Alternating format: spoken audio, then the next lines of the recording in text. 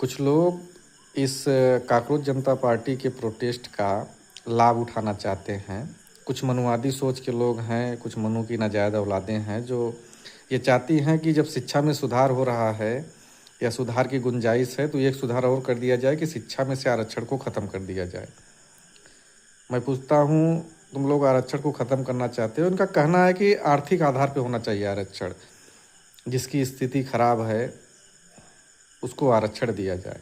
मैं भी इस बात से सहमत हूँ कि जिसकी स्थिति खराब है उसे आरक्षण मिलना चाहिए।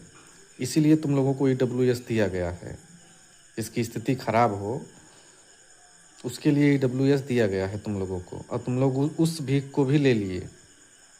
अब बात करते हैं आरक्षण की जो एससी एसटी ओबीसी को मिला है। इस पर तुम लोगों को दुख इतना क्यों है? तुम आर्थिक आधार की बात करते हो। मैं पूछता हूँ कि भेदभाव आर्थिक आधार पे होता है?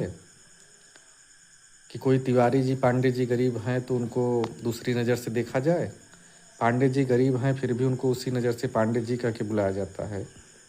लेकिन एससी एसटी ओबीसी का कोई भी बंदा कितना भी अमीर हो जाए उसको दूसरी नज़र से देखा जाता है।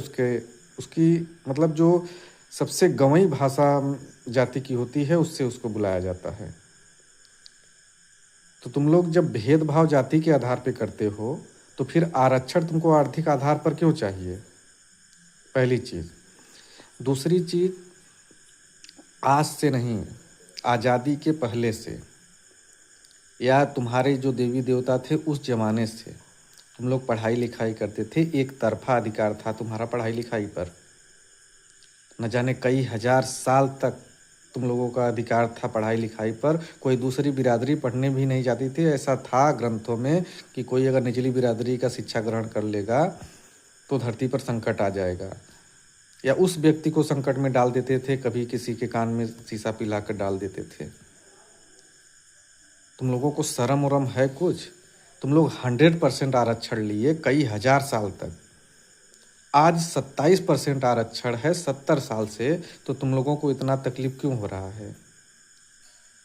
ऐसा क्या कर दिया है तुम लोगों के साथ कि जो तुम लोगों को इतनी दिक्कत हो रही है? तुम अपना जो सवाल है उसको अपने बाप दादा से पूछो ना कि ऐसा क्या आपने किया था कि ये आरक्षण हमारे देश में लागू हुआ। आरक्षण को तुम जो भीख समझ रहे हो ना, आरक्षण भीख नहीं है। आरक्षण हम लोगों का अधिकार है।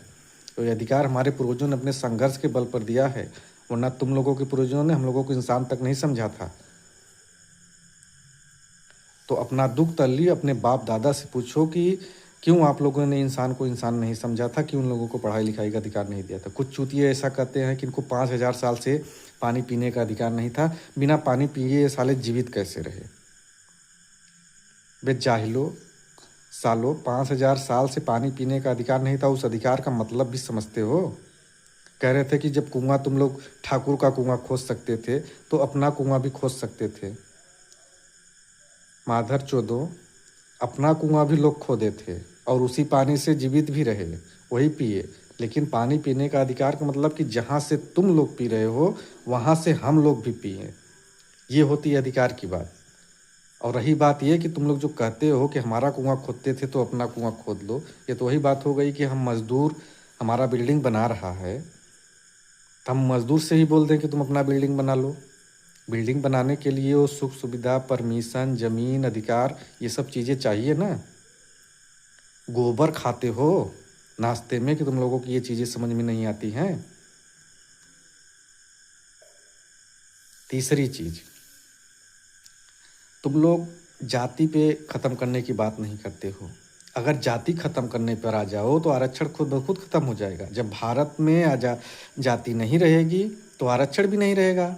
जातिगत आरक्षण है ना। तो तुम्हारे जो चारों शंकराचार्य हैं जिन्होंने ये जातियाँ बनाई हैं उनको बोलो कि जातियाँ ख़त्म करें। संविधान ने जातियाँ नहीं बनाई है, जो तुमने बनाया था उसी को आगे किया है संविधान ने। और संविधान तो बहुत बाद में आया है, जातियाँ उससे पहले की थी। तो ये रंडी रोना बंद करो और आरक्षण पे आगे से बात मत करना। चौथी बात, तुम लोग वन नेशन और वन एजुकेशन की बात क्यों नहीं करते हो?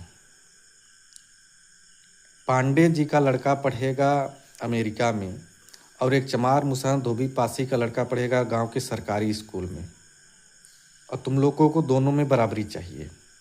तुम्हारे घर में बच्चा पैदा होता है तो उसके सामने लैपटॉप मोबाइल रखा रहता है। एक मुजहर के घर में पैदा हुआ बच्चा, उसकी उम्र बीत जाती है लेकिन लैपटॉप नहीं देखा रहता है। तो तुमको दोनों में बराबरी चाहिए। शर्म नहीं आती ये चीज़ देखने के लिए, समझने के लिए? तुमको लगता है कि 100 में से 40 वाला सिलेक्ट हो गया, 70 वाला कट गया। ऐसा कुछ नहीं है। पहले द्रोणाचार्य अंगूठा मांगता था, लेकिन अब द्रोणाचार्य विद्यार्थी के नंबर काटता है कास्ट के हिसाब से।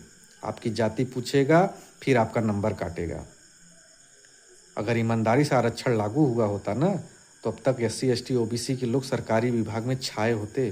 और तुम लोगों का रंडी रोना, ये जो अभी रो रहे हो ना, पता नहीं कितना बढ़ जाता। लेकिन गद्दारी हर जगह है, फिर भी लोग सह रहे हैं। और एक चीज़ याद कर लेना कि जो कष्ट दलितों ने सहा है, जिस हिसाब से तुम लोगों ने उसके साथ ट्रीट किया है, उन्होंने बदला नहीं मांगा है। अगर बदला मांग लेते ना तो गांड फट के हाथ में आ जाती माधर चोदों।